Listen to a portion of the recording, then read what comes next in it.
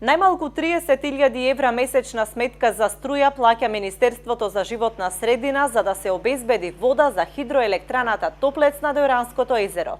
Во услови кога Дојранското езеро е преполнето, хидросистемот Ѓавато работи пред се за електраната, со која има договор дека непрекинато ќе ја снабдува со минимум 200 литри во секунда вода. Договорот за јавно-приватно партнерство е склучен на крајот од 2011 година со тогашното јавно предпријатие Дојранско езеро. Тоа било само неколку месеци пред да се трансформира предпријатието во хидросистем Ѓавато, кој во 2012 година преминал како одделение на Министерството за животна средина.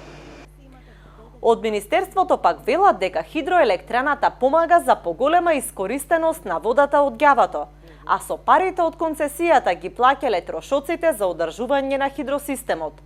Но тоа во најмала рака не е точно, бидејќи Ѓавато за еден месец само за хидроелектраната Топлец троши повеќе отколку што Топлец плаќа за цела година, бидејќи сопственикот на хидроелектраната рече дека месечниот надоместок што го уплаќа изнесува 2500 евра. Инспекторатот за животна средина ќе истражува и врз база на кој договор се врши трансферот на пари од хидроелектраната на Министерството за животна средина, бидејќи договорот е склучен со јавно предпријатие што не постои, а подоцна е продолжен со анекс со Министерството за животна средина, но тие документи Државниот инспекторат ги чека од службите на Министерството. Концесијата на хидроелектраната Топлец трае до 2032 година. Во моментов хидросистемот работи со капацитет од 400 литри во секунда, што Министерството месечно го чини 60.000 евра само за електрична енергија.